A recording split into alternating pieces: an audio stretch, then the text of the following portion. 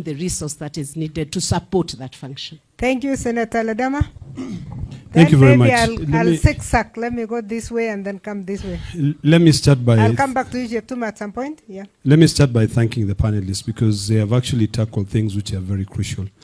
And I'll follow up from where my sister has left it in terms of, and Governor Sang had actually mentioned this, in terms of the cost of functions.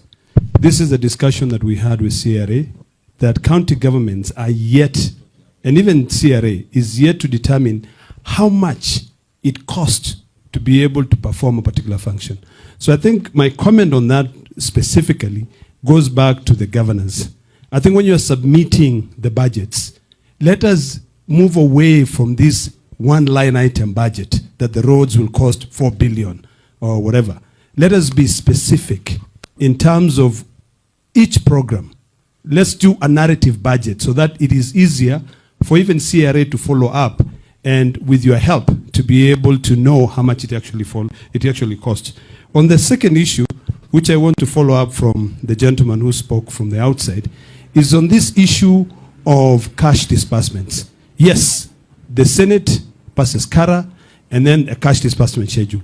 The biggest problem, and this is what I want to beseech my colleagues, is that when the county governments are requesting money from the controller of budget, when the controller of budget, and these are the issues we're going to discuss on Thursday, when the controller of budget is seeking clarification on what that money is, there is where the delay comes in. So it is not that the controller of budget does not release money. It is a problem with the county government. So I want to ask, is it possible that when you are, as an officer who is in the county, sending us information on the budget, is it possible for you to be able to give a narrative of the money and submit that directly to the control of budget? And finally, this has got to go to the issue of oversight, which we have all been conversing on here. You remember that in the last Senate, we passed my bill, which is a county government accountability bill. It is my hope that this time around, the clerk who is here can republish that bill so that we can look for a co-sponsor in the National Assembly, because then that will be able to assist us, you know, demystify the budget-making process, include the assemblies, and then we can be able to sort out this issue of on-source revenue. Because finally, and this is finally completely, on the issue that Senator Sang spoke about, the reason why we were so diligent in making sure that we follow everything is because the county assemblies were compromised. They were not able, first of all, a governor will not appear before a county assembly. It is the CCs who are appearing before the park committee of the county assembly.